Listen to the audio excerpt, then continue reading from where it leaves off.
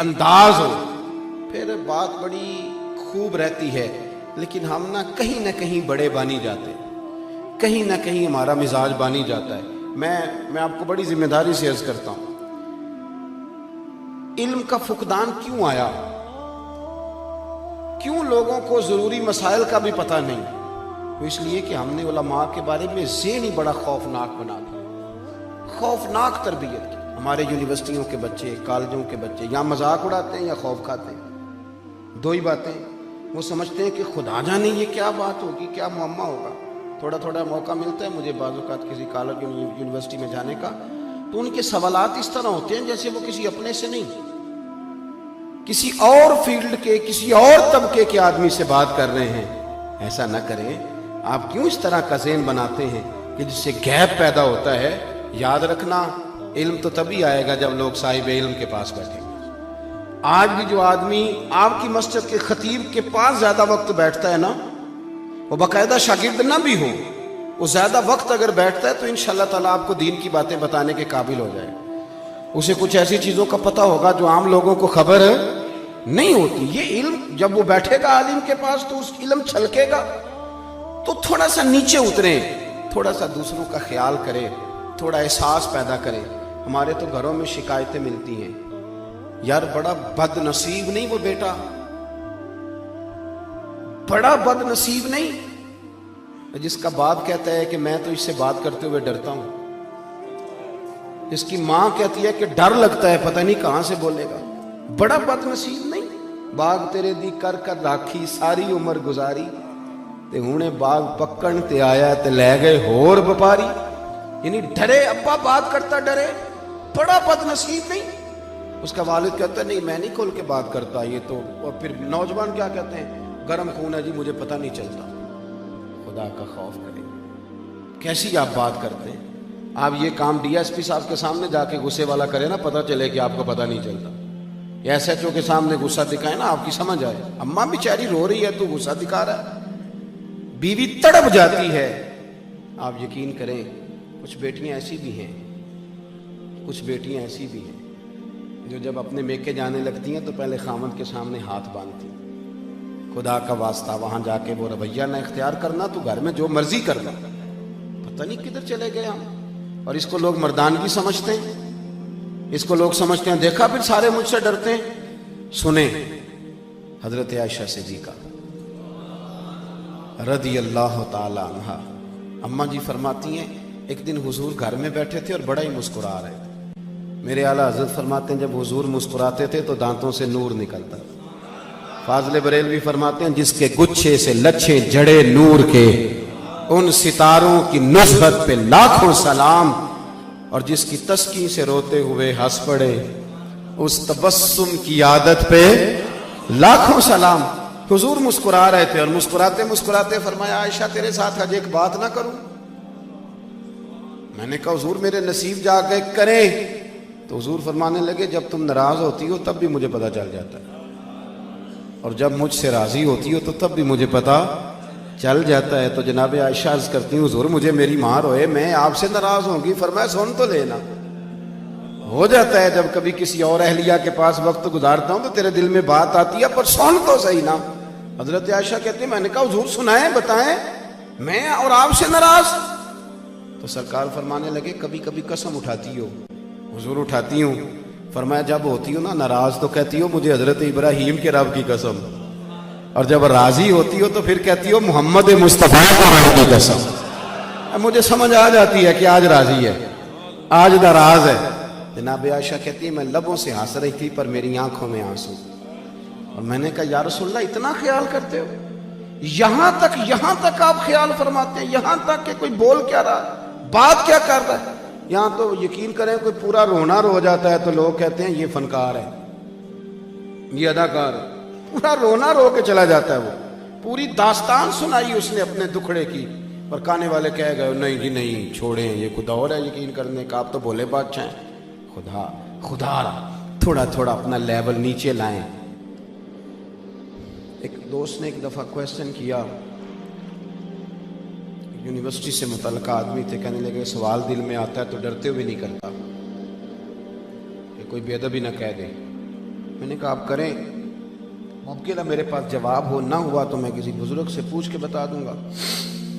وہ کہنے لگے جی کسی لبرل آدمی نے میرے ذہن میں یہ بات ڈال دی ہے کہ نبی پاک علیہ السلام کے زمانے میں غلامی ختم کیوں نہیں ہوئی؟ حضور ایک حکم جاری کر دیتے آج کے بعد کوئی غلام نہیں بکے گا، لیکن غلام بکتے رہے، حضرت مولا علی کے زمانے تک بکتے رہے، بعد میں بڑی دیر کے بعد جا کے سسٹم ختم ہوا۔ وہ میں نے کہا یار یہ تو آسان سا سوال تھا، بلا وجہ الجھ گئے آپ، میری بات پہ توجہ ہے آپ حضرات کی؟ نے کہا جی وہ کیوں؟ میں نے کہا دیکھیں سرکار نے نا غلامی کا سٹیٹس بدل کے رکھ دیا۔ سیاستہ میں حدیث ہے، حضرت ابو ذر غفاری سے حضور نے فرمایا، یہ جملہ یاد رکھنا، حضور نے غلام کو غلام رہنے نہیں دیا، بلکہ محبوب فرمانے لگے ابو ذر یہ تمہارے غلام تمہارے بھائی ہیں، تمہارے غلام تمہارے، تو جب وہ غلام رہے ہی نہ تمہارے، ان سے اچھا سلوک کرنا۔ تو حضرت ابو ذر نے کہا حضور کس طرح کا سلوک کرنا ہے؟ تو حضور فرمانے لگے جس طرح کا خود کھانا اسی طرح کا انہیں بھی کھلانا، جس طرح کا خود پہننا اس طرح کا انہیں بھی پہنانا، اور فرمایا ان کی طاقت سے زیادہ انہیں کام نہ بتانا، اور اگر کبھی ایسا کام بتا لو تو پھر اس کام میں ان کی مدد بھی کرنا۔ مجھے بتائیے لفظ یہ دیا کہ وہ تمہارے بھائی ہیں، کھانا بھی ایک جیسا ہے، پہننا بھی ایک جیسا ہے، تو پھر آقا اور غلام میں کوئی فرق رہ گیا؟ تو سرکار نے تو سٹیٹس ہی بدل دیا۔ ہمارے ہاں آج بھی لفظ بولا جاتا ہے کہ یہ 2 روٹیاں ڈرائیور کو بھی دے آؤ، بڑے مہذب طبقے میں، اور جو بڑی بات کر رہے ہوتے ہیں انسانی حقوق کی، بڑے بڑے لمبے لیکچر دے رہے ہوتے ہیں اور سیمینار ہو رہے ہوتے ہیں، اور جناب وہ کہہ رہے ہوتے ہیں کہ جناب میں نے ویلفیئر ایسوسیشن بنائی ہوئی ہے اور کئی ملکوں میں میرا کام ہے، وہ بھی کہتا ہے کہ اب چونکہ کھانا بچ گیا ہے تو ڈرائیور کو بھی بلا لو، گارڈ کو بھی بلا لو، اور میرے رسول پاک نے تو فرمایا جیسا خود کھانا ویسا انہیں کھلانا۔ مولا علی شیر خدا کرم اللہ تعالی وجہ الکریم کا غلام کہتا ہے کہ شیر خدا مجھ سے فرمانے لگے چل بازار چلیں خریداری کر دیں۔ کس کو؟ اپنے غلام کو۔ غلام کہتا ہے میں ساتھ چلا گیا، جب مارکیٹ گئے تو حضرت علی نے 2 جوڑے خریدے، ایک مہنگا ایک سستا۔ طے بات تھی مہنگا آقا پہنے گا اور سستا غلام پہنے گا۔ کہتے وہ دونوں جوڑے ڈالے لفافے میں، تھیلے میں، جو اس دور کا طریقہ تھا۔ فرماتے ہیں وہ لے کر کے آ رہے تھے، رستے میں وہ چوک آ گیا جہاں سے مولا علی نے اپنے حجرہ نور میں جانا، میں نے اپنے گھر جانا تھا، تو کہنے لگے پتر لا میرے والا مجھے دے دے۔ پکی بات تھی، میں نے وہ مہنگا جوڑا نکالا اور حضرت علی کی طرف بڑھایا تو فرمانے لگے یہ تو نہیں نا میرا، اور میرا تو دوسرا ہے۔ کہنے میں نے ایک لاجک پیش کی، ایک فلسفہ بیان کیا، میں نے کہا حضور آپ مہنگا پہنے، آپ آقا ہیں، اور میں سستا پہنتا ہوں چونکہ میں غلام ہوں۔ تو حضرت علی چونکہ عالم تھے نا،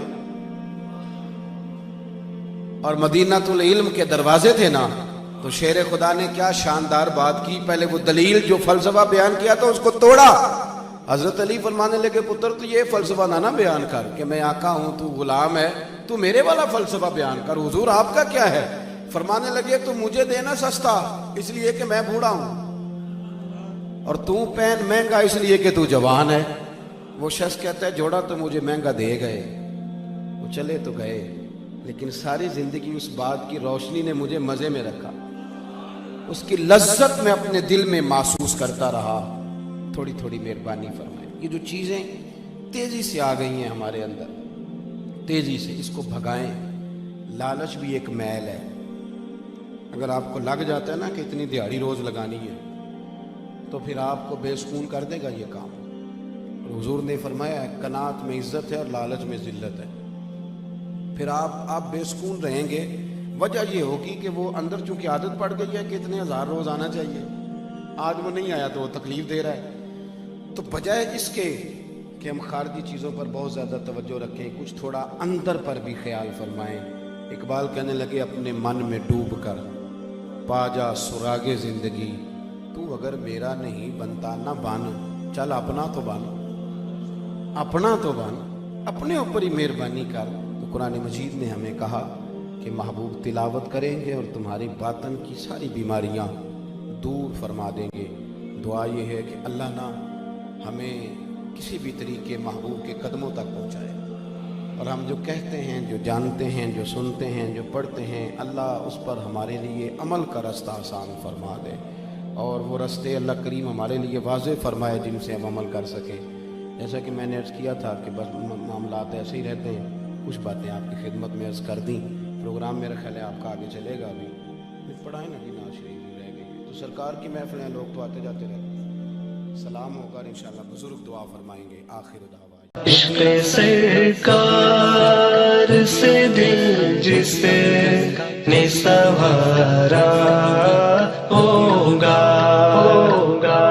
اس کی قسمت کا بلندی پہ ستارہ ہوگا، اس کی قسمت کا بلندی پہ ستارہ ہوگا۔ عشق سرکار سے دل